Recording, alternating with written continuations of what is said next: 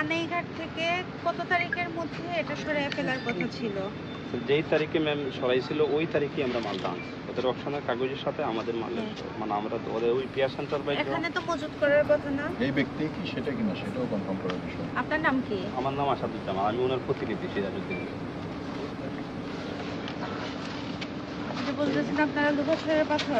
আওয়াজকে ঢুকে এটা মানে পাথরের কোয়ালিটিতে মনে হচ্ছে এটা মাটির নিচে পাথরটা ছিল। মাটির নিচে ছিল, তুলা হয়েছে মনে হচ্ছে।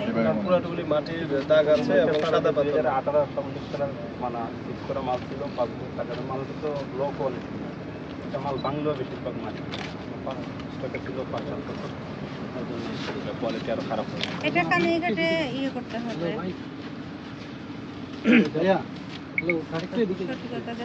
যান না ওইদিকে যান।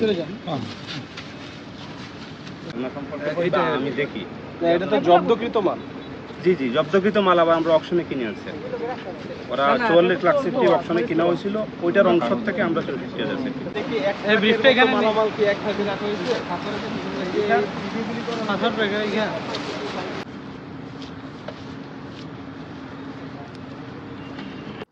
ওইটার হচ্ছে মূল মালিক হচ্ছে সিরাজউদ্দিন, ওনার বাড়ি কানাইঘাটে। ওইটা হচ্ছে এই 2020 সালে সরকারের সিজ করা মাল থেকে 2025 সালে অকশনে কিনা মাল পিয়া সেন্টার প্রাইজ অকশনে কিনছিল। তারপর ওটার থেকে আমরা বিভিন্ন প্রতিনিধির মাধ্যমে সিরাজউদ্দিন সাহেব কিনে আনছে, আমি ওনার প্রতিনিধি। আর ওই জায়গায় আনার উৎস হচ্ছে যে ওই জায়গায় আনলে পরে হয়তোবা দেখা গেছে একটু ভালো দামে বিক্রি করা যাবে, ভালো মানসম্পন্নভাবে ক্রাশিং করা যাবে। ওইটা যখন অকশন হয়েছিল ওই যে অপশনের কাগজই আছে, এটা ওই আজকে থেকে 2.5 মাস আগে 21/5/2025 থেকে এই 21/6/2025 এক মাসের একটা অপশন দিয়েছে 44 লক্ষের। ওই 44 লক্ষ পাথরের একটা অংশ 64,000। ওইটা ক্রাশার মেশিন ওই সময় আনা হয়েছিল যে ওই মালটা যেহেতু বৈধ আমরা ক্রাশ করব,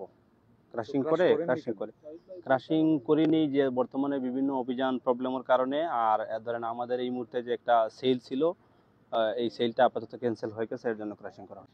আপনারা জানেন যে আমাদের নিয়মিত অভিযান অব্যাহত আছে, যে কোথাও আমরা সাদা পাথর বা অন্য কোনো কোয়ারি থেকে চুরি হওয়া পাথর ফেরত পাই কিনা। তো এক্ষেত্রে আমরা এখানে 64,000 ঘনফুটের বেশি পাথর পাওয়া গেছে। এটা এখনো পরিমাপ করা হয়নি, আমাদের কার্যক্রম তো চলমান আছে। তো ওনারা দাবি করছেন, যারা এখানে পাথর স্টোর করেছেন তারা দাবি করছেন যে এটা লুভাছড়ার পাথর।